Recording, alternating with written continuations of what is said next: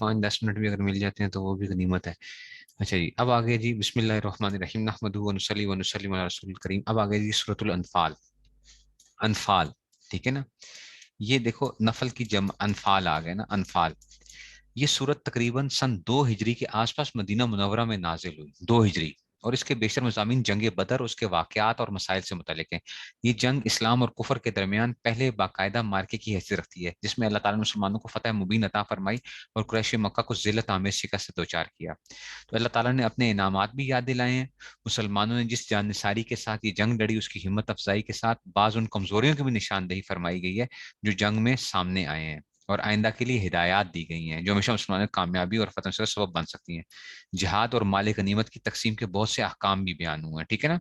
اور چونکہ جنگ بدر اصل میں کفار مکہ کے ظلم و ستم کے پس منظر میں پیش آئی تھی، اس لیے حالات کا بھی ذکر کیا گیا ہے کہ جن میں آج کو مکہ سے ہجرت کا حکم ہوا تھا، ٹھیک ہے؟ نیز جو مسلمان مکہ میں رہ گئے تھے ان کے بھی ضروری قرار دیا گیا وہ ہجرت کر کے مدینہ منورہ آئے۔ پہلے ہجرت فرض تھی، پتہ ہے؟ ہجرت فرض تھی، ہجرت کی وجہ سے میراث کی تقسیم سے متعلق کچھ احکام عارضی طور پر نافذ کیے گئے تھے، ٹھیک ہے نا؟ سورت کے آخر میں اس وجہ سے میراث کے کچھ مستقل احکام دیے گئے ہیں اس میں سے۔ تو جنگ بدر، اچھا اب یہ کیا تھا؟ کیونکہ سورت کے بہت سے مضامین جنگ بدر کے مختلف واقعات سے متعلق ہیں، اس لیے ان کو ٹھیک ٹھیک سمجھنے کے لیے اس جنگ کے بارے میں کچھ بنیادی معلومات یہاں پیش کرنا ضروری معلوم ہوتا ہے، ٹھیک ہے نا؟ تاکہ آپ صحیح پس منظر سمجھ سکو جنگ بدر میں ہوا کیا ہے اور یہ ساری صورتحال جو تھی۔ تو مکہ مکرمہ میں وسلم نبوت کے بعد 13 سال مقیم رہے۔ مکہ والوں کا ظلم و ستم تھا بہت زیادہ، ٹھیک ہے نا؟ تو حضور صلی اللہ علیہ وسلم کے لیے باقاعدہ انہوں نے شہید کرنے کا منصوبہ بنا لیا تھا حضور صلی اللہ علیہ وسلم کو، ٹھیک ہے نا؟ تو تو پھر حضور صلی اللہ علیہ وسلم جو تھے مدینہ منورہ تشریف لے آئے تھے، اور پھر کفار اسی میں وہ رہے کہ آپ کو بھی وہاں پر بھی چین سے نہ بیٹھنے دیا جائے۔ تو انہوں نے عبداللہ بن ابی کو مدینہ منورہ میں خط لکھا کہ تم لوگوں نے محمد صلی اللہ علیہ وسلم کو اور ان کے ساتھیوں کو پناہ دی ہے، اب یا تو تم انہیں پناہ دینے سے ہاتھ اٹھا لو ورنہ ہم تم پر حملہ کریں گے، ٹھیک ہے نا؟ عبداللہ بن ابی کو لکھا۔ تو انصار میں سے اوس کے قبیلے کے سردار سعد بن معاذ ایک مرتبہ مکہ مکرمہ گئے۔ انصار کے تھے حضرت سعد بن معاذ جو تھے نا انصار، آپ کو پتا ہے کہ مدینہ کے اندر جو تھے اوس اور خزرج جو تھے، یہ 2 قبیلے جو تھے یہ آباد تھے اس میں سے، ٹھیک ہے نا؟ مسلمان جو اس میں سے تھے۔ تو حضرت سعد بن معاذ جو تھے وہ ایک مرتبہ مکہ مکرمہ گئے، تو عین طواف کے دوران ابو جہل نے ان سے کہا کہ تم نے ہمارے دشمنوں کو پناہ دے رکھی ہے، اور اگر تم ہمارے ایک سردار کی پناہ میں نہ ہوتے تو زندہ واپس نہیں جا سکتے تھے۔ مطلب سعد بھی کسی سردار کی پناہ میں تھے انہوں نے اس میں سے، جس کا مطلب یہ تھا کہ آئندہ اگر مدینہ میں کوئی آدمی مکہ مکرمہ آئے گا تو اسے قتل کر دیا جائے گا۔ حضرت سعد بن معاذ رضی اللہ عنہ نے اس کے جواب میں ابو جہل سے کہہ دیا کہ اگر تم ہمارے آدمیوں کو مکہ مکرمہ سے روکو گے تو ہم تمہارے لیے اس سے بھی بڑی رکاوٹ کھڑی کر دیں گے، یعنی تم تجارتی قافلے لے کر جب شام جاتے ہو تو تمہارا راستہ مدینہ منورہ کے قریب سے گزرتا ہے، ٹھیک ہے نا؟ تو اس میں سے اب ہم تمہارے قافلوں کو روکنے اور ان پر حملہ کرنے میں آزاد ہوں گے، ٹھیک ہے نا؟ تو یہ اس طرح ایک صورتحال تھی۔ اس کے بعد کفار مکہ کچھ دستے مدینہ منورہ کے آس پاس آئے اور مسلمانوں کے مویشی لوٹ کر لے گئے، یہ جو تھے حالات اس منظر میں ابو سفیان جس وقت کفار مکہ سردار تھا ایک بڑا بھاری تجارتی قافلہ لے کر شام گیا۔ شام کا علاقہ نا اوپر کی جانب تھا، شام کا علاقہ پتہ ہے نا، لإیلاف قریش ایلافہم رحلۃ الشتاء والصیف، یہ گرمیوں میں کیا کیا کرتے تھے قریش والے؟ یہ شام کا سفر کیا کرتے تھے، اچھا؟